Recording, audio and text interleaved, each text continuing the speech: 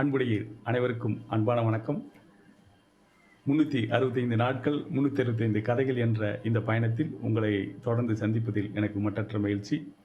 இந்த நேரலை பயணம் 2 முக்கிய காரணங்களுக்காக துவங்கப்பட்டது. முதல் முக்கிய காரணம், நிகழ்காலத்தில் நிகழும் நிகழ்வுகளை கதைகளாக மாற்றி அதை சமூக நல்மாற்றத்தை ஏற்படுத்த வேண்டும் என்று முயற்சி செய்து கொண்டிருக்கும் மக்களுக்கு பயன்படும் வகையில் பகிர்ந்து கொள்வதாகும். இரண்டாவது மிக முக்கிய நோக்கம், உலக நாடுகள் அனைத்தும் ஒன்றிணைந்து உருவாக்கிய United Nations sustainable development goals அல்லது UNSDG என்று சுருக்கமாக சொல்லப்படும் தி குளோபல் கோல்ஸ் என்று அழைக்கப்படும் 17 இலக்குகளை மக்களுடன் பகிர்ந்து கொள்வதற்கு இந்த 365 நாட்கள் 365 கதைகள் என்ற பயணம் ஒரு நல்ல தளமாக அமையும் என்ற நோக்குடனும் இந்த கதை சொல்லும் பயணம் துவங்கப்பட்டது. அந்த வகையில் ஒவ்வொரு நாளும் ஒரு கதையும், அதேபோல் நமக்கு அதனுடன் தொடர்புடைய UNSDG, அதாவது இந்த இலக்குகள் 17 இலக்குகள் ஏதேனும் ஒரு இலக்கையும் நாம் தொடர்ந்து பார்த்து கொண்டு வருகிறோம். அந்த வகையில் இந்த வாரத்தில் 2 இலக்குகளை நாம் பார்த்தோம். இலக்கு எண் 2 ஜீரோ ஹங்கர், இலக்கு எண் 5 ஜெண்டர் ஈக்குவாலிட்டி. இந்த 2 இலக்குகளையும் நாம் பார்த்து வந்தோம். இன்று நாம் பார்க்கவிருக்கும் கதை மிக முக்கியமான கதை. மிக முக்கியமான கதை ஏன் என்றால், அது பெற்றோர்களையும் குழந்தைகளையும் அதே சமயத்தில் இந்த சமூகத்தையும் மிகப்பெரிய வகையில் பாதிக்கும் அல்லது பாதிப்பை ஏற்படுத்தக்கூடிய ஒரு கதை என்பதால் இந்த கதை மிக முக்கியமான கதை. அதற்கு பின்னணியில் இருக்கக்கூடிய விஷயங்கள் என்ன என்பதை நான் உங்களுடைய சிந்தனைக்கு விட்டு விடுகிறேன். முதலில் நாம் இப்போது கதையை துவங்கலாம். இன்றைய கதை, அதன் தலைப்பு சனி. இந்த தலைப்பு இன்றைக்கி சனிக்கிழமைன்றனால கூட இது உங்களுக்கு ஒரு வித்தியாசமான அனுபவத்தை கொடுக்கக்கூடியதாக இருக்கும். நம்ம இந்த கதைக்குள்ளே போயிடலாம். நான் இப்போ தான் இந்த கதையை நேரடியில் மொபைல் மூலமாக சொல்லி முடிச்சுட்டு திரும்ப நான் இதில் சொல்லிகிட்ருக்கேன். ஏன்னா திடீர்னு இன்டர்நெட்டில் ஏதோ ப்ராப்ளம் ஆயிடுச்சு. அதனால் அதை சால்வ் பண்ணி எடுத்து கொண்டு வர்றதுக்கும் கொஞ்சம் நேரம் ஆகிப்போச்சு. இந்த சமயத்தில் நான் அந்த கதையை சொல்ல போகிறதுக்கு முன்னாடி நம்மளுடைய சின்ன கலைவாணர், மிக முக்கியமாக எல்லோருக்கும் ஒரு அது என்ன சொல்கிறது, பல்வேறு துறைகளில் இன்ஸ்பிரேஷனாக இருந்த ஒரு முன்மாதிரியாக இருந்தக்கூடிய விவேகானந்தன் என்று இயற்பெயருடைய திரு விவேக் அவர்களுக்கு அவர்களுடைய இழப்பு இன்றைக்கி மிகப்பெரிய ஒரு இழப்பு. அதை எப்படி சொல்கிறேன்னு எனக்கு தெரியல. அதனால் நான் ஒரு சின்ன கவிதையாக அவரை பற்றியான ஒரு கவிதையை எழுதி வச்சுருக்கேன். அந்த கதை கூட நான் இப்போ அந்த கவிதையை உங்கள்கிட்ட வாசிச்சுட்டு அதுக்கப்புறம் நான் கதைக்குள்ளே போகலான்னு நினைக்கிறேன். ஏன்னா கண்டிப்பாக நிறைய விஷயங்களில் அவருடைய அதை என்ன சொல்கிறது, நம்ம அவருடைய ஜோக்ஸை பார்த்து சிரிச்சிருப்போம், ரொம்ப என்ஜாய் பண்ணியிருப்போம், எல்லாம் செஞ்சுருப்போம். இருந்தாலும் அதை தாண்டி அவர் செய்யக்கூடிய விஷயங்கள் நிறையா இருக்குது. அதுக்கு ஒரு சின்ன எடுத்துக்காட்டு சொல்லணும் அப்படின்னா, இப்போ அந்த 1 கோடி மரங்கள் நட வேண்டிய இலக்கு அவர் கையில் சேர்ந்துருக்கு அப்படின்றது ஒரு சாதாரணமான விஷயமா கிடையாது. அது எப்படி நிகழ்ந்திருக்கும் அப்படின்னு நீங்கள் யோசித்து கூட பாருங்களேன். அதுக்கு பின்னாடி அப்போ அவருடைய உண்மையிலே அவருடைய நிலவரம் என்னன்னு, அவரை பற்றியான ஒரு கருத்தியல் நமக்கு புரிஞ்சுக்கிறதுக்கு, ரொம்ப அவரை பற்றி இன்னும் புரிஞ்சுக்கிறதுக்கு நமக்கு உதவிகரமாக இருக்கும். இந்த கவிதை அவருக்காக இன்னைக்கு காலையில் தான் எழுதுனது. அதை உங்களுக்காக உங்கள் கூட இப்போ பகிர்ந்துக்கிறேன். எனக்கு இது ஒரு வேறு விதமான உணர்வு. எப்படி சொல்கிறதுன்னு எனக்கு தெரியல. இருந்தாலும் இந்த சமயத்தில் அவருடைய பணிகள், அவருடைய சிந்தனைகள் எல்லாருக்கும் ஒரு வழிகாட்டியாக இருக்கும்னு நினைக்கிறேன். நம்ம ஒரு துறையில் மட்டும் இல்லை, பல்வேறு துறைகளில் சிறந்து விளங்க முடியும் அப்படின்றதுக்கு இவருடைய வாழ்க்கையை ஒரு நல்ல உதாரணமாக இருக்குது. அந்த கவிதையை மட்டும் நான் உங்களுக்காக வாசிச்சுட்டு கதைக்குள்ளே போயிடலாம். சிரிக்க மறந்தோரை சிரிக்க வைத்தாய் நீ, சிரிப்பை தொலைத்தோரையும் சிரிக்க வைத்தாய் நீ, சிரிப்பை இழந்தோரையும் சிரிக்க வைத்தாய் நீ, சிந்திக்க மறந்தோரையும் சிந்திக்க வைத்தாய் நீ, சிந்திக்க மறுத்தோரையும் சிந்திக்க வைத்தாய் நீ, சிந்தித்தோரும் சிரித்தோரும் இங்கிருக்க சிந்தை கலங்க கண்கள் நீர் சிந்த செய்து நீ, சீக்கிரம் ஏன் சென்றாய் எங்கள் சின்ன கலைவாணரே, சீக்கிரம் ஏன் சென்றாய் எங்கள் சின்ன கலைவாணரே அப்படின்ற இந்த ஒரு கவிதை. நிறைய அனுபவங்கள் இருக்குது. அது எல்லாருக்கும் வந்து கொஞ்சம் என்ன சொல்கிறது, ஒரு நகைச்சுவை நடிகராக அவர் பண்ணக்கூடிய ஒரு நகைச்சுவைகள் வந்து எல்லாத்துக்கும் ரொம்ப பிடிச்சிருக்கலாம். ஆனா, அத தவிர்த்து நெறைய விஷயங்கள் வந்து அவரு சமூகத்துக்காக செய்து கொண்டு வர்றது வந்து உண்மையிலேயும் அதுக்கு சில பேருக்கு மட்டும் அவர பத்தியான விஷயங்கள் தெரியும்னு நான் நெனைக்கிறேன். அந்த வகையில பார்த்தோம்னா, இவருடைய இழப்பு மிகப்பெரிய இழப்பு தான். ஆனா, அவருடைய வாழ்க்கை முறையிலிருந்து நம்ம தெரிஞ்சுக்கிற வேண்டியது, நம்ம வாழ்க்கையில செயல்படுத்தி கொண்டு போறதுக்குன்றதுக்கு, அவருடைய வாழ்க்கை முறை வந்து ஒரு நல்ல உதாரணம் அப்டின்னே வந்து கண்டிப்பா நம்ம எல்லாருமே எடுத்துக்கலாம். இந்த வகையில இந்த சமயத்தில அவருடைய ஆத்ம சாந்தி அடைய என்னுடைய வணக்கத்த நான் தெரிவிச்சுக்கிறேன். கண்டிப்பா அவருடைய குடும்பத்தினர், அவருடைய உறவுகள், அவருடைய துறையில இணைந்து பணியாற்றவர்கள், அவர் கூட இணைந்து பயணித்தவர்கள், நேரடியா நமக்கு வந்து அவர் கூட பயணிக்கலைன்னா கூட, அ அந்த அவருடைய செயல் வடிவங்கள், சிந்தனைகள் வந்து நம்மள நெறைய பேர வந்து இணைத்திருக்கும். அதனால தான் அந்த சிரிக்க, சிந்திக்க இந்த 2 துறையிலயும் அவர் வந்து மிக திறமையா செயல்பட்டார் அப்படின்றது வந்து யாராலும் இங்க மறுக்கவே முடியாது. அது அதனால சிந்திக்க மறந்தோரு, சிந்திக்க மறுத்தோர் எல்லாரையுமே சிந்திக்க வச்சாங்க. அவருக்கு அந்த சின்ன கலைவாணரே அப்படின்னு சொல்லி பேர் வச்சது கூட ரொம்ப பொருத்தமானதா இருக்கும்னு நெனைக்கிறேன். ஏன்னா, எவ்வளவோ பேர் இருக்கிறப்ப, அவர் கலைவாணருக்கு அப்புறம் வந்து அ சிரித்து, அதே சமயத்தில சிந்திக்க வச்ச ஒரு சிறப்பான மனிதர். அவரோட வழி அது நெறைய பேருக்கு வந்து வாழ்க்கையில அந்த அந்த சிந்தனைகள நம்ம எடுத்துக்கிட்டோம் அப்படின்னா, நம்ம வாழ்க்கையிலும் நெறையா பல்வேறு துறைகள்ல நம்ம சிறந்து விளங்க முடியும். ஒரு நடிப்பு துறையில இருந்தது மட்டும் தான் நமக்கு நல்லா தெரியும் அப்படின்னா கூட, அதை தவிர்த்து அவருக்கு இசை சைடு அந்த சைட்லயோ, இல்ல வந்து சமூக பணியாற்றுறதுலயோ, அ இந்த மாரி விஷயங்கள்லாம் நமக்கு வந்து குறைவா தான் தெரியும். அ அப்ப அதெல்லாம் வந்து நம்ம இன்னும் நெறைய விஷயங்கள் அவருக்கு தெரிஞ்சிருக்கலாம். நமக்கு தெரியாம இருக்கலாம். ஆனா, அவருடைய அந்த மாரியான பல்வேறு விஷயங்கள நம்ம அதாவது ஒரே ஆள் பல்வேறு துறைகள்ல சிறந்து விளங்க முடியுன்றதுக்கு உண்மையிலேயே வந்து மிகப்பெரிய உதாரணமா இருந்தவர் அவரு. அதிலிருந்து நம்ம எடுத்து நம்மளுடைய வாழ்க்கையிலும் சிறந்து பயணிக்கலாம்னு நெனைக்கிறேன். இந்த சமயத்தில இந்த கதை சொல்லும் பயணத்தில இன்னைக்கு வந்து அத பத்தி நான் உங்ககிட்ட பகிர்ந்துக்கிறேன். நீங்களும் வந்து உங்களுக்குள்ள நெறைய திறமைகள் இருக்கும். அதை எடுத்து அதை செயல் வடிவத்துக்கு கொண்டு வந்து முன்னோக்கி போறதுக்கு வந்து இவரோட வாழ்க்கையும் ஒரு நல்ல ஒரு முன்னுதாரணமா இருக்குன்ற நம்புறேன் நானு. அத நம்ம வந்து கண்டிப்பா அ அதை முன்னெடுத்து நம்மளும் நமக்குள்ள இருக்கக்கூடிய பல்வேறு திறமைகள வந்து பயன்படுத்தி அந்த சிறந்த முறையில வரணும் அப்படின்ற வேண்டுகோளையும் நான் உங்ககிட்ட வச்சுக்கிறேன். இப்ப இவருடைய உண்மையிலேயே அந்த விவேகானந்தன்றது இவரோட பேரு, இயற்பெயரு. நான் இன்னைக்கு காலையில அந்த தகவல் கேள்விப்பட்ட உடனே எனக்கு தோணுனது விவேக் அப்படின்னு சொல்லி தான் அவர் திரும்ப எந்திரிச்சு வரணும் அப்படின்ற மாதிரி ஒரு சிந்தனையில தான் இந்த இது தோணுச்சு. அப்படியே தமிழ்லேயே போட்டாச்சு, வேக் அப்படின்றத போட்டாச்சு. அவருடைய சிந்தனைக்கும் களப்பணிக்கும் எனது தாழ்ந்த வணக்கங்களை இந்த சமயத்தில் நான் தெரிவிச்சுட்டு இன்னைக்கு சொல்ல வேண்டிய கதைக்குள்ளே போயிடலாம். இன்னைக்கு நம்ம ஏன்னா இவர் வந்து அசால்ட்டாக போகிற போக்கில் அந்த ஜோக்காக சொல்லிட்டு போயிடுவார். நான் இதை ஒரு கதையாக எழுதி சொல்கிறேன் அப்படின்னா கூட அவர் போகிற போக்கில் அதை இந்த மாதிரி விஷயங்கள்லாம் அப்படியே ஒரு ஜோக்கில் அப்படி சொல்லிட்டு போயிடுவாங்க. இன்னைக்கு நம்ம பார்க்க போகிற கதை வந்து மிக முக்கியமான கதை. அதுக்கு காரணம் நிறைய இருக்குது. ஏன்னா இந்த கதை வந்து நிறைய விஷயங்களை வந்து நம்ம ஆழ்ந்து சிந்திக்க வேண்டிய விஷயங்களை சொல்லக்கூடிய ஒரு கதையாக தான் அமைஞ்சிருக்கும் அப்படின்றதான் உண்மை. ஏன் அப்படின்னா, இது போன்ற சூழல் வந்து எல்லார் வாழ்க்கையிலையும் நிகழ்ந்து மிக முக்கியமாக குழந்தைகளுடைய வாழ்க்கையில் மிகப்பெரிய தாக்கத்தை ஏற்படுத்தக்கூடிய விஷயமா அமைஞ்சு போகுது சில விஷயங்கள். அதனால தான் இந்த மாதிரி கதைகளை வந்து சொல்ல வேண்டிய கட்டாயத்தில் நான் இருக்கேன். உண்மையிலே அவசியமும் இருக்குது. அந்த கதைகள் நான் முன்னாடியே உங்களுக்கு ஏற்கனவே ஒரு சின்ன குழந்தைகள் பற்றிய கதை நிறைய கதைகள் சொல்லியிருக்கு. அது மாதிரி இன்றைக்கி சொல்கிற கதை வந்து சனி. இந்த கதையும் வந்து கண்டிப்பாக உங்களுக்கு மிக முக்கியமாக பெற்றோர்களுக்கும் குழந்தைகளுக்கும் ஒரு முக்கியமான கதை அப்படின்னு நான் நினைக்கிறேன். சரி, வாங்க கதைக்குள்ளே போயிடலாம். கதை சனி. ஒரு சொல் மட்டுமல்ல, அது உங்கள் வாழ்வை மாற்றி அமைக்கும் மந்திரம். ஒரு சொல் மட்டுமல்ல, அது உங்கள் வாழ்வை மாற்றி அமைக்கும் மந்திரம். நான் எங்கு இருக்கின்றேன் என்று எனக்கு தெரியவில்லை. அதுதான் நேற்று வரை என் விருப்பமாக இருந்தது. ஆனால் இந்த நொடி என் வயிற்றுக்குள் ஏதோ நிகழ்கிறது. அதுதான் பசியோ?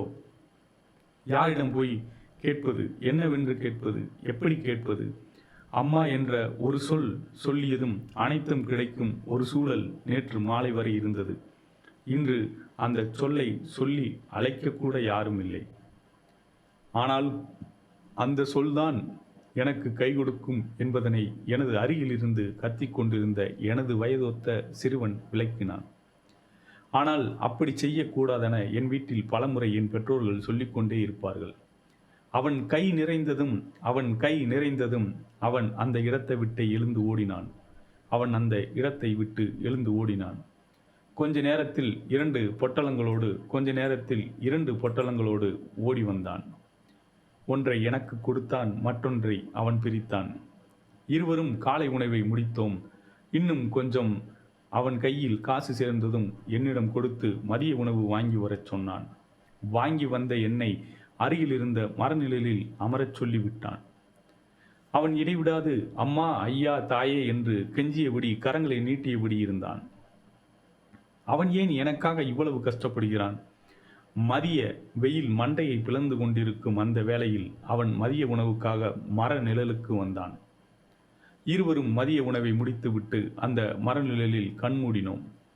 ஏய், எந்திரிங்க நாய்களா, உங்களுக்கெல்லாம் புல்வெளி கேட்குதா படுப்பதற்கு? அந்த வழியை சென்று கொண்டிருந்த காவலாளி ஒருவர் கத்தினார். அருகில் புல் வெட்டி கொண்டிருந்த நடுவயது பெண்மணி, ஐயா, அது நம்ம பிள்ளைங்க தான், நான் வெட்டி முடிச்சதும் தூக்கிட்டு போயிடுவேன் என்றார். அடியே, புல் வெட்டுற உனக்கு 2 புல்ல தேவையா? அந்த சனியங்களை வெளியே போக சொல்லு, அப்புறமா உன் வேலையை தொடங்கு. அந்த சொல்லை கேட்டதும் நான் ஆள் தூக்கத்தில் இருந்து துள்ளி எழுந்தேன். அந்த புல் வெட்டும் பெண்மணி என்னிடம் ஓடி வந்து, வாராசா, அங்கிட்டு போய் உட்காரு, நான் வேலையை முடிச்சுட்டு வர்றேன், அவனையும் எழுப்பிட்டு போ என்றார். சரிங்கம்மா என்றேன். முதல் முறையாக யாரையோ அம்மா என்று அழைக்கிறேன். யாருமே இல்லாதோருக்கு யாவரும் உறவோ? என் மூளையில் ஏதோ ஒரு மாற்றம்.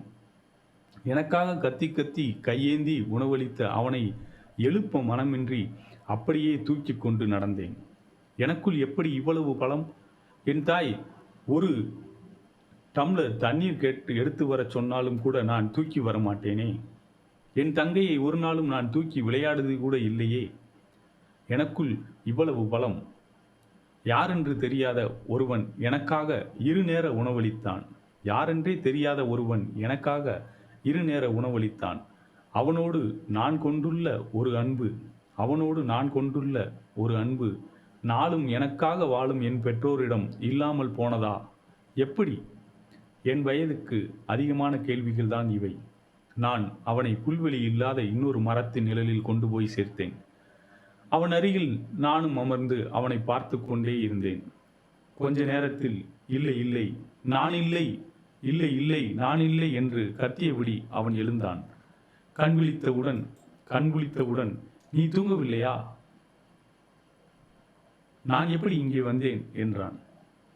அவன் கேள்விக்கு பதில் சொல்ல நான் வாய் திறக்கும் முன்னே அந்த புல்வெட்டி அம்மா, தம்பிதான் உன்னை தூக்கிட்டு வந்தான் என்றார். அவனா என்னை தூக்கிட்டு வந்துட்டானா? ஆச்சரியமா இருக்கே. மதியம் போல 2 பொட்டலம் சாப்பாடை தூக்கிட்டு வரவே கஷ்டப்பட்டு நடந்து வந்தான். ஆமாம், எனக்கே ஆச்சரியமாக தான் இருக்கிறது. மன்னிச்சுக்க தம்பி, அந்த காவல்காரர் கொஞ்சம் கோபக்காரர். அவர் போன பிறகு நீங்க அங்க போய் தூங்கலாம். சரிங்கம்மா என்றேன். ஆமா, நீங்க எந்த ஊரு? நேரடியான கேள்வி அவர் என்னிடம் வைத்தார். நான் தயங்கி தேனி பக்கம் கம்பம் என்றேன். கம்பமா? அங்கிருந்து இங்கே எதுக்கு தம்பி வந்த? அதுவும் தனியா, இந்த சின்ன வயசுல என்று தொடர்ந்தார் அந்த புல்வெட்டி அம்மா. எங்க அம்மா அப்பா 2 பேரும் என்னை எதுக்கெடுத்தாலும் திட்டிக்கிட்டே இருப்பாங்க. அதுவும் கடந்த சில மாசமா என்னாச்சுன்னே தெரியல. ஒரு நாள் கோயிலுக்கு போயிட்டு வந்த பிறகு, சனியனே, உன்னால தான் இந்த குடும்பமே கஷ்டப்படுது, எங்கேயாவது போய் தொலை, அப்பதான் இந்த குடும்பத்துக்கு பிடிச்ச சனியன் தொலையும் என்றார்கள். அதனால தான் பஸ்ஸேறி இங்கே வந்துட்டேன். இனி எங்கள் குடும்பம் துன்பம் இல்லாமல் இருக்கும் தானே? அட குட்டி தம்பி, அம்மா அப்பா சும்மா ஏதாவது கோபத்தில் திட்டியிருப்பாங்க, அதுக்கெல்லாம் வீட்டை விட்டு வெளியே வருவாங்களா என்றார் அந்த புல்வெட்டி அம்மா. உங்களுக்கு ஒன்றும் தெரியாது, அவங்க சும்மா திட்டலை, எப்போதுமே எது நடந்தாலும் என்னத்தான் திட்டுறாங்க. என் தங்க தப்பு செஞ்சாலும் எனக்கு தான் அடி விழுகுது, அப்பாவுக்கு தொழிலில் பிரச்சனைனாலும் எனக்கு தான் திட்டு விழுகும், அம்மா சரியாக சமைக்க முடியலனாலும் எனக்கு தான் அடி விழுகும். நான் சனியை என்கிறாங்க. என் பேர் சனி இல்லை, ஆனால் அவங்க சனி சனி தான் என்னை திட்டுறாங்க. நான் ஏன் அவங்களுக்கு துன்பம் தரணும்? அதான் வீட்டை விட்டே வெளியே வந்துட்டேன் என்றேன். சரி, நீ கவலையை விடு, உங்கள் அம்மாக்கிட்ட நான் பேசுகிறேன், இனிமேல் அப்படி திட்டக்கூடாதுன்னு சொல்கிறேன். சரி, வீட்டு ஃபோன் நம்பர் ஏதாவது இருந்தால் கொடு என்று என்னிடம் ஃபோன் நம்பரை கேட்டு வாங்கினார் அந்த புல்வெட்டும் அம்மா. அவர் என்ன பேசுகிறார் என்று கேட்காத தூரத்தில் நின்று பேசிவிட்டு என்னிடம் அவருடைய கைபேசியை கொடுத்தார். எதிர்முனையில் என் தாய், என்னை பெற்றெடுத்த தாய், அழுது கொண்டே சொன்னார், மகிழா மகிழா, நான் இனி உன்னை திட்ட மாட்டேன், எல்லாம் என்னோட தப்பு, இனிமேல் அப்படி திட்டவே மாட்டேன், நீ பத்திரமா அந்த அம்மாக்கிட்டே இரு, காலையில் அப்பாவும் நானும் உன்னை வந்து கூட்டிகிட்டு வந்துடுறோம், தங்கச்சியும் உன்னை கேட்டு கேட்டு அழுதுகிட்டே இருக்கா, இன்னும் சாப்பிடக்கூட இல்லை, நீ சாப்பிட்டியா என்று என்னிடம் கேட்டார். எனக்கு எந்த வார்த்தையும் வரவில்லை, ஆனால் கண்களில் நீர் மட்டும் வந்தது. அம்மா அம்மா மன்னிச்சிடுமா, நீங்கள் எல்லாரும் நல்லா இருக்கணும், அம்மா அம்மா மன்னிச்சிடுமா, நீங்கள் எல்லாருமே நல்லா இருக்கணும், அதனால தான் நான் உங்களை விட்டுட்டு வந்துட்டேன், நான் இனி அங்கே வரலை, நீங்கள் எல்லோரும் நல்லா இருங்க, அதுவே போதும் என்றேன். என் அருகில் நின்றிருந்த புல்வெட்டும் அம்மா கைபேசியை என்னிடமிருந்து வாங்கி, அம்மா நீங்கள் கவலைப்படாதீங்க, 3 பேரும் கிளம்பி வாங்க, நாளைக்கு மகிழனை மகிழ்ச்சியோடு கூட்டிகிட்டு போங்க என்றார். என் தாய் என்ன சொல்லியிருப்பார் என்பது எனக்கு தெரியும். என் அடிமனதில் அதுதான் ஓடியது என்றாலும் என் பெற்றோருக்கு நான் துன்பம் தர விரும்பவில்லை என்பதால், ஏமா இப்படி சொன்னீங்க என்றேன் அந்த புல்வெட்டும் அம்மாவை நோக்கி. கவலை விடு மகிழா, நாளைக்கு அம்மா அப்பா தங்கச்சியோட நீ ஊருக்கு போ, அதான் நல்லது என்றார். எனக்காக காலையிலிருந்து கையேந்தி காசு சேர்த்தவன் இந்த சொற்களை கேட்டதும் கடலை நோக்கி ஓடினான். நானும் அந்த அம்மாவும் அவன் பின்னே ஓடினோம். அவன் ஓடும் வேகத்தில் எங்களால் ஓட முடியவில்லை. அவன் தலை மறைய அங்கு என்ன நடக்கிறது என்று தெரியாமல் அவன் ஓடிய திசையை நோக்கி ஓடிக்கொண்டே இருந்தோம். கடற்கரையை சென்று சேர்ந்தபோது அவன் கடலில் மூழ்கி குளித்துவிட்டு எழுந்து வந்தான். என்ன ஆச்சு என்று கேட்டேன். சும்மா, நீ வீட்டுக்கு போக போறேல, அந்த குதூகலத்தில் தான் ஒரு குளியல் போட்டேன் என்றான். ஏன் நான் மட்டும் போகணும், நீயும் என் கூட வந்துடு என்றேன். நான் எங்க அம்மா அப்பா கிட்ட பேசுறேன் என்றேன். அவன் சொன்னான், எங்க அம்மா அப்பா தேடி வந்தா என்ன செய்யறது, அது வரைக்கும் எங்க கூட இரு, அவங்க வரும்போது அவங்க கூட போ என்றேன். சிரித்து கொண்டே கலங்கரை விளக்கம் நோக்கி ஓடினான் விவேக். அவன் பின்னே ஓட முனைந்த என்னை தடுத்த அந்த புல்வெட்டும் அம்மா சொன்னாங்க, அவங்க அம்மா அப்பா வரமாட்டாங்க தம்பி, அதனால நீயே கூட்டிட்டு போயிரு, இல்லைனா இங்கேயே இருந்து அவன் கஷ்டப்படணும், ஆமாம் மகிழா, அவங்க அம்மா அப்பா போன முறை வெள்ளம் வந்தப்ப இறந்துட்டாங்க, இவன் மட்டும்தான் அவங்க பகுதியில் உயிர் பிழைச்ச ஒரே ஆள். சூரியன் மறைய மறைய அந்த இடத்தில் இருந்த கூட்டம் காணாமல் போனது. ஆனால் சிறிது நேரம் செல்ல செல்ல அதே அளவு கூட்டம் அங்கே வந்து குவிந்தது. அதில் பலர் என்னை போல்தான் என்று அதன் பிறகுதான் அறிந்து கொண்டேன். இரவு நீண்ட நேரம் ஆட்டம் பாட்டம் என்று அது ஒரு புது உலகம், நான் இதுவரை அறிந்திராத உலகம். நான் எப்போது கண்மூடினேன் என்று எனக்கு நினைவில் இல்லை. காலையில் என் தாய், என்னை பெற்றெடுத்த தாய்தான் என்னை எழுப்பினார். என் தங்கை என் காலை பிடித்து எழுப்பிக் கொண்டிருந்தாள். என் அப்பா அந்த புல்வெட்டி அம்மாவிடம் நன்றி சொல்லிக் கொண்டிருந்தார். அந்த புல்வெட்டும் அம்மாவின் வாயசைவை வைத்து அவர் அடிக்கடி பயன்படுத்திய வார்த்தை சனி என்பது என்று எனக்கு புரிந்தது. நாங்கள் ஐவரும் புறப்பட தயாரானோம். நானும் விவேக்கும் ஓடிப்போய் புல்வெட்டி அம்மாவிடம், அம்மா நீங்களும் எங்கூடே வந்துடுங்க என்றோம். அதற்கு அவர், நான் என் பையனுக்காக காத்திருக்கிறேன், அதனால் நான் இங்கே தான் இருக்கணும். அதோடு மட்டும் இல்லாமல் ஒவ்வொரு தாயின் பிள்ளையும் அந்த தாயிடம் சென்று சேரும் கடமையை நான் ஏற்றுக்கொண்டுள்ளேன். அதற்காகவாவது நான் இங்கேயே இருக்கணும் என்றார். விடுமுறைக்கு மட்டுமாவது ஊருக்கு வர வேண்டும் என்று வேண்டினோம். விடுமுறைக்கு ஊருக்கு வருவதாய் எங்களுக்கு வாக்கு சொல்லி அனுப்பி வைத்தார். அந்த அதிகாலையில் கடற்கரையெல்லாம் காகங்களுக்கு பொறி வாங்கி போட்டு கொண்டிருந்தார்கள் மக்கள். சனி நீங்கும் என்ற நம்பிக்கையுடன், அந்த சொல்லே சொல்லப்படாது என் வீட்டில் என்ற நம்பிக்கையுடன் நானும் விவேக்கும் அந்த வாகனத்தில் அமர்ந்திருந்தோம். ஒரு சொல் மட்டுமல்ல, அது உங்கள் வாழ்வை மாற்றியமைக்கும் மந்திரம்.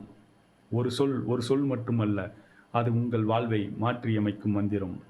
அன்புடன் கருவொளி ராசமேந்திரன் அப்படின்னு இந்த கதை முடியுது. இந்த கதை வந்து ரொம்ப முக்கியமாக சில சமயத்தில் பேரண்ட்ஸ் வந்து பெற்றோர்கள் அவங்களுக்கு வந்து இக்கட்டான சூழ்நிலை இல்லை தொழிலில் ஒரு எதிர்பாராத நிலை, அவங்க ஒரு என்ன சொல்கிறது, அவங்களால மனம் தாங்க முடியாத ஒரு இக்கட்டான சூழ்நிலையில் இருக்கிறாங்கன்னா அந்த கோபத்தை எல்லாம் வந்து பெரும்பாலான சமயங்களில் குழந்தைகள் மேலே காமிச்சிடுறாங்க. அவங்க குழந்தைகளை வந்து திட்டுறதோ இல்லை அவங்கள வந்து தவறான அடிச்சிடுறாங்க, பயங்கரமாக அடிச்சிடுறாங்க, ஏதோ பண்ணிடுறாங்க. அப்படி நிறைய குழந்தைகள் அப்படிப்பட்ட குழந்தைகளை சந்திக்க வேண்டியதாகிடுச்சு. என்னன்னா அவங்க இந்த மாதிரி நிகழ்வுகள் நடக்கிறப்ப நிறைய குழந்தைகள் மனம் வருத்தப்பட்டு வீட்டை விட்டு கிளம்பி எங்கிட்ட போயிடுறாங்க. எங்கே போகிறோன்னு அவங்களுக்கு தெரியாது, என்ன ஆகுன்னு அவங்களுக்கு தெரியாது, அவங்களோட வாழ்க்கை வெளியே எப்படி இருக்குன்னு அவங்களுக்கு எதுவுமே புரியாது. இருந்தாலும் வந்து தன்னுடைய இல்லத்தில் நமக்கு வந்து ஒரு சரியான இடமோ மதிப்போ எதுவுமே இல்லை அப்படின்றப்ப பயந்துட்டு அவங்க வீட்டை விட்டு போயிடுறாங்க. அந்த மாதிரிலாம் நடக்கக்கூடாது அப்படின்றது வந்து ரொம்ப ரொம்ப முக்கியமானது. அதனால் பெற்றோர்கள் வந்து தங்களுடைய எமோஷன்ஸ், அவங்களுடைய உணர்வுகள், அவங்களுக்கு ஏற்படக்கூடிய பாதிப்புகளை வந்து குழந்தைகள் மேலே அதை அப்படியே தள்ளி விட்டுறக்கூடாது. இப்போ நீங்கள் வேலை இடத்துல உங்களுக்கு ஒரு வேலை பளுனால ஒரு மன அழுத்தம் இருக்கலாம், இல்லை நீங்கள் நினச்சது ஏதாவது நடக்காமல் போயிருக்கலாம், இல்லை நீங்கள் விருப்பப்படுறது உங்களுக்கு ஏதாவது கிடைக்காமல் போயிருக்கலாம். அந்த கோபத்தை வந்து குழந்தைகள் மேலே காமிக்கக்கூடாது. ரொம்ப ரொம்ப அவசியம். ஏன்னா எல்லார் வீட்லேயுமே யார் எளிதாக பாதிக்கப்படுறாங்கன்னு பார்த்தோன்னா குழந்தைகள் தான் அதிகமாக பாதிக்கப்படுறாங்க. ஏன்னா அவங்கள அடித்தா திரும்ப அடிக்க முடியாது, திட்டுனா திரும்ப திட்ட முடியாது. இப்போ நிறையா குழந்தைங்க திரும்ப திட்ட ஆரம்பிக்குதுங்க. இருந்தாலும் வந்து அதிகமாக பாதிக்கப்படுறது வந்து இந்த மாதிரி எதிர்ப்பு தெரிவிக்க முடியாத ஆட்கள் மேலே போய் ஒரு பெண்ணாக இருந்தாலும் சரி, ஆணாக இருந்தாலும் சரி, பெற்றோரில் 2 பேர்த்தில் யாராக இருந்தாலும் சரி, அதே மாதிரி முதியோர்கள் யாராக இருந்தாலும் நேரடியாக வந்து குழந்தையை பாதிக்கிற மாதிரி செயல்களை செய்கிறாங்க. அந்த வகையில் நிகழ்ந்த நிகழ்வு தான் இது. நிறையா குழந்தைகள் வந்து அதாவது தொலைஞ்சு போன குழந்தைகளுடைய வாழ்க்கையில் அவங்களுடைய தகவல்கள் எடுத்து நம்ம கேட்டு பார்த்து அவங்கள்ட்ட பேசுகிறப்ப பார்த்தோன்னா இந்த மாதிரி நடந்ததுனால அவங்க வந்து அவங்க வீட்டில் அதுக்கு மேலே இருக்கிறதுக்கு விருப்பம் இல்லாமல் வீட்டை விட்டு வெளியேறாங்க. திரும்ப வீட்டுக்கு போகிறதுக்கான வழி அவங்களுக்கு தெரியல, இல்லை விருப்பம் இல்லாமல் போயிடுது. அதனால் அவங்களோட வாழ்க்கை எங்கெங்கோ திசை திரும்பி போயிடுது. இந்த மாதிரி பல்வேறு விஷயங்களை வந்து நம்ம புரிஞ்சுக்கிட்டு செயல்படணும். சரி, இப்போ நம்ம வந்து உலக நாடுகள் அனைத்தும் ஒன்றிணைந்து உருவாக்கிய யுனைடெட் நேஷன்ஸ் சஸ்டைனபிள் டெவலப்மெண்ட் கோல்ஸில் இந்த வாரத்தில் வந்து நம்ம 2 முக்கியமான இலக்குகளை பார்த்தோம். அதை பற்றி இன்றைக்கி ஒரு சின்ன மீள் பார்வை திரும்ப ஒரு தடவை பார்த்துட்டு நம்ம வந்து இந்த வாரத்துக்கான இலக்குகள், இந்த 2 இலக்குகளையும் தெளிவாக தெரிஞ்சு வச்சுக்கிட்டோம். அதில் இந்தியாவோட நிலவரம் என்ன இருக்குன்றதையும் நம்ம புரிஞ்சுக்கிட்டோம் அப்படின்னா அதை வச்சு நம்ம அதுக்கு அடுத்தடுத்து வர்ற வாரங்களில் புதிய இலக்குகளை நம்ம பார்க்க துவங்கலாம். இந்த 2 இலக்குகள் நம்ம பார்த்தது குளோபல் கோல்ஸ் அப்படின்னா என்னென்னு இது வரைக்கும் ஒரு வேளை கேள்விப்படாதவங்களுக்காக ஒரு சிறிய அறிமுகத்தை மட்டும் அவங்க கொடுத்துட்டு நம்ம இதுக்குள்ளே அப்படியே போயிடலாம். இதில் மிக முக்கியமாக நான் உங்களுக்கு சொல்ல விருப்பப்படுறது என்ன அப்படின்னா, குளோபல் கோல்ஸ் அப்படின்றது ஒன்றும் ஏதோ பெரிய சீக்ரெட்டான விஷயம்லாம் கிடையாது. உலக நாடு தலைவர்கள் அனைவரும் ஒன்றிணைந்து உருவாக்கிய இலக்குகள் தான்.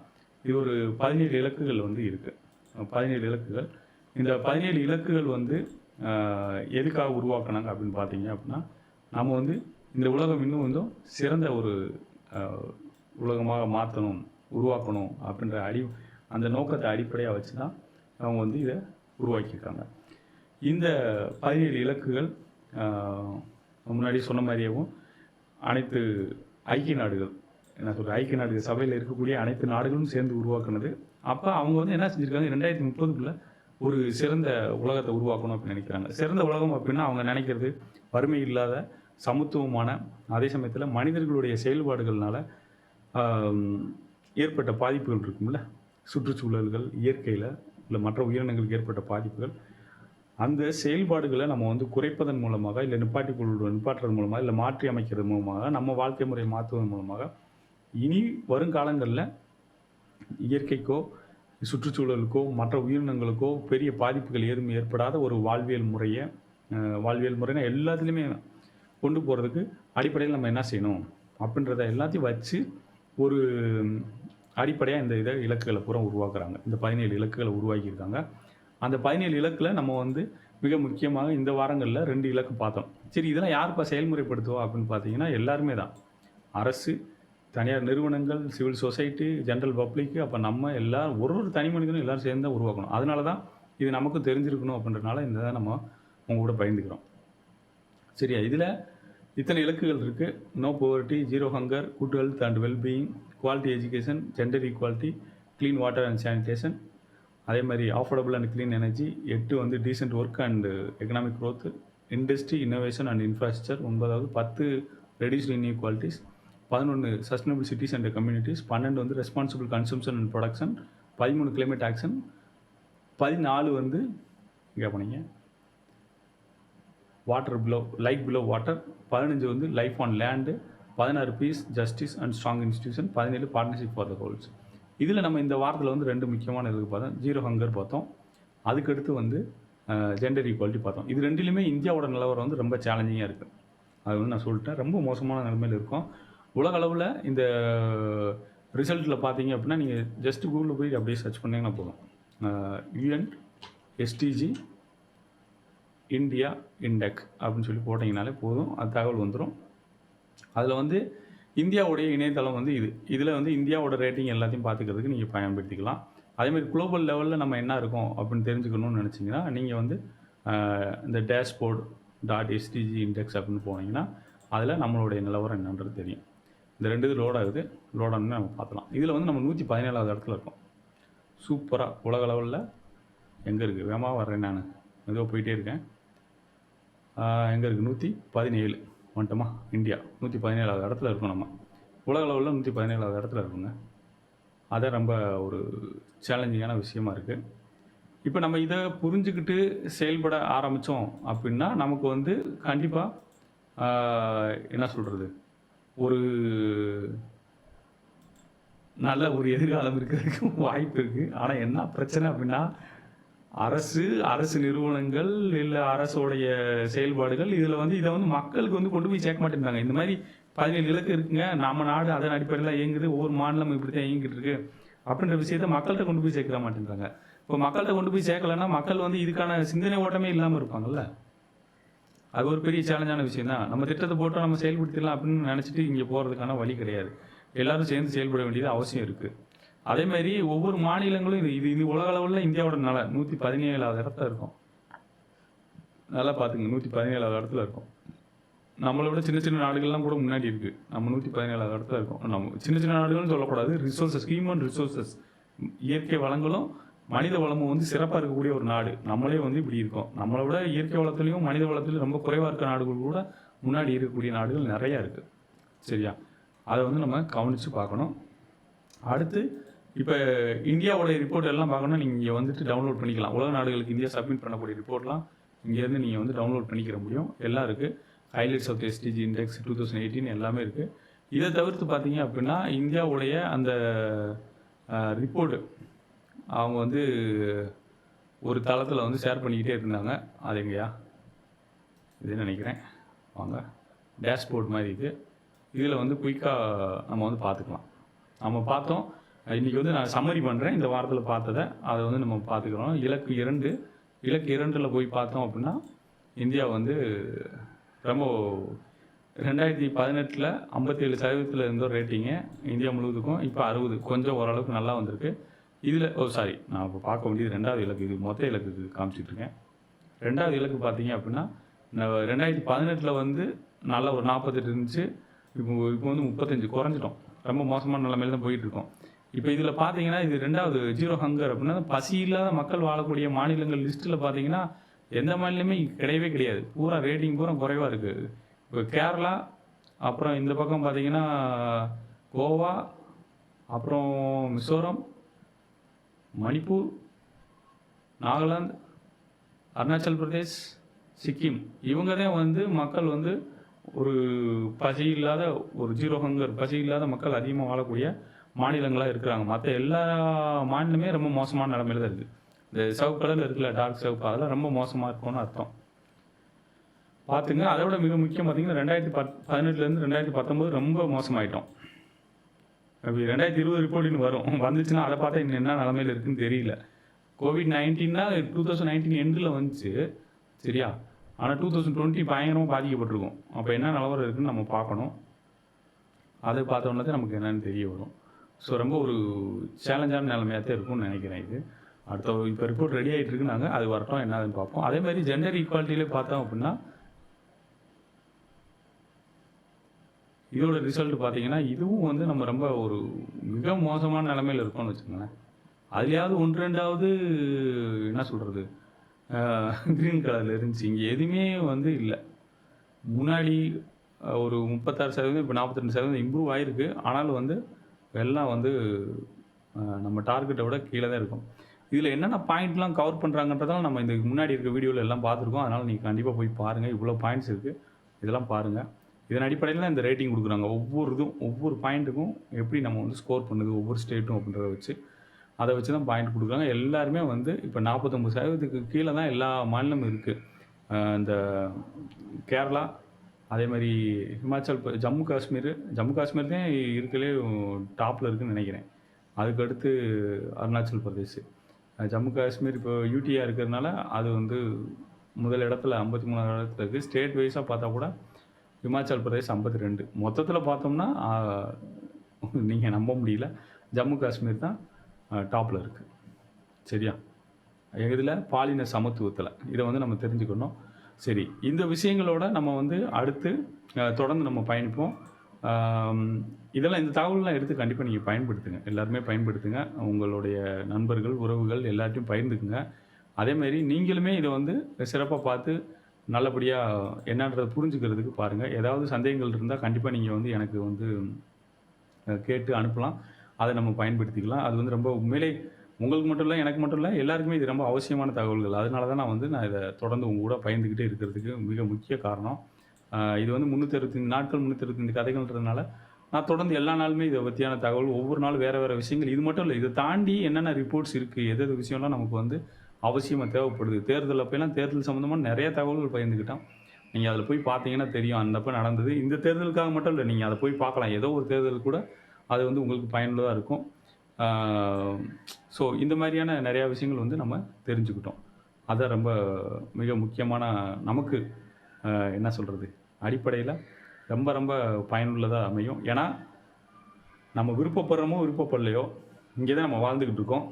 அப்போ இங்கே இருக்க சூழல் சரியில்லைன்னா அது நம்மளை பாதிக்கும் நேரடியாக. அதை மட்டும் மனசில் வச்சுக்கிட்டு நம்ம செயல்படணும். அவ்வளோதான் நான் உங்களுக்கு சொல்ல வர்றது. அது நம்ம அந்த மாதிரி செயல்படலை அப்படின்னா கண்டிப்பாக நமக்கு அதுக்கான பாதிப்புகள் தொடர்ந்து நடந்துக்கிட்டே இருக்கும். இதையும் நம்ம புரிஞ்சுக்கிட்டு செயல்படணும் அடிப்படையில் தான் நான் இந்த வேண்டுகோளை உங்கள்கிட்ட வைக்கிறேன். சரி, இந்த 365 நாட்கள் 365 கதைகள் என்ற பயணத்தில் தொடர்ந்து உங்கள் கூட பயணித்து வர்றதில் எனக்கு ரொம்ப மட்டற்ற மகிழ்ச்சி.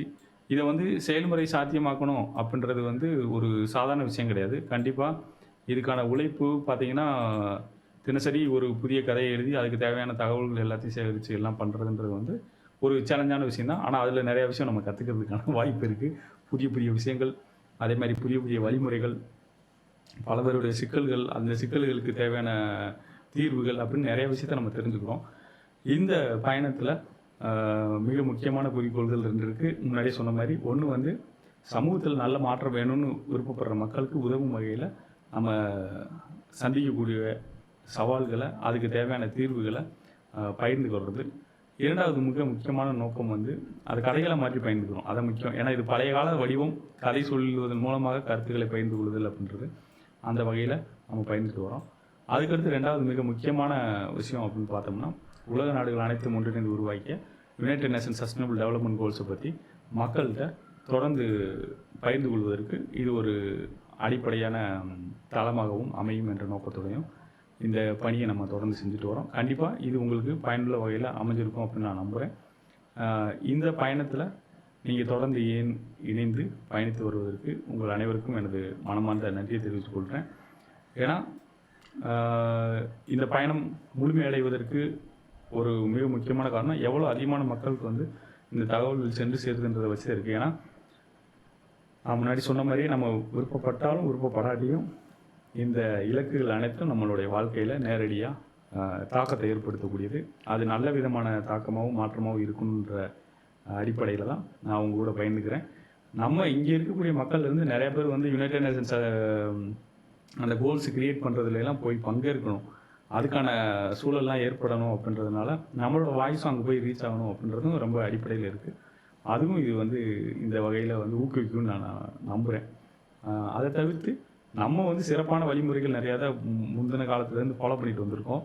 அதையும் நம்ம வந்து கடைபிடித்து போகிறதுக்கும் அதை நம்ம வந்து உலகத்தாருக்கு சொல்கிறதுக்கும் வாய்ப்பாகவும் இது அமையும் அப்படின்றது தான் இதில் அடிப்படையான நோக்கமாக இருக்குது. அதை எல்லாத்தையும் புரிந்துக்கிட்டு நம்ம தொடர்ந்து செயல்பட்டு வருவோம். இன்றைய கதையில் மிக முக்கியமாக நம்ம தெரிஞ்சுக்கிற வேண்டிய விஷயம் அப்படின்னா, பெற்றோர்கள் வந்து கண்டிப்பாக தங்களுடைய உணர்வுகளை மிக முக்கியமாக எதிர்மறையான உணர்வுகளை வந்து பிள்ளைகள் மேலே போய் அதை திணித்து அவர்களுடைய வாழ்க்கையில் மிகப்பெரிய பாதிப்பை ஏற்படுத்தக்கூடிய எந்த செயல்களையும் செய்ய வேண்டாம் என்ற வேண்டுகோளை வைத்துக்கொள்கிறேன். கண்டிப்பாக நீங்கள் அதுக்கான முயற்சியை நிறைய எடுக்கணும். எடுத்துகிட்டு குழந்தைகளை வந்து சரியான முறையில் பார்த்துக்கணுன்ற வேண்டுகோள் நான் வச்சுக்கிறேன். ஏன்னா அவங்க முக்கியம். நீங்கள் ஒரு குழந்தையாக இருக்கிறப்போ உங்களுக்கு ஏற்பட்ட பாதிப்பு இன்றைக்கி சமூகத்தை எவ்வளோ தூரம் பாதிக்குன்றது உங்களுக்கு நல்லா தெரியும். அப்படின்றப்ப நீங்கள் அதே பாதிப்பை உங்கள் குழந்தைகளுக்கு ஏற்படுத்துனீங்கன்னா அது வருங்கால சமூகத்தை எவ்வளோ தூரம் பாதிக்குன்றதை யோசிச்சுட்டு செயல்படணும் அப்படின்னு நான் வேண்டுகோளாக வச்சுட்டு, நாளை மீண்டும் இன்னொரு கதையுடனும் உலக நாடுகள் அனைத்தும் ஒன்றிணைந்து உருவாக்கிய யுனைடெட் நேஷன்ஸ் சஸ்டைனபிள் டெவலப்மெண்ட் கோல்ஸோடைய அறிமுக உரையுடனும் சந்திக்கிறேன். அதுவரை அன்புடன் கருவூலி ராசமகேந்திரன். நன்றி, வணக்கம்.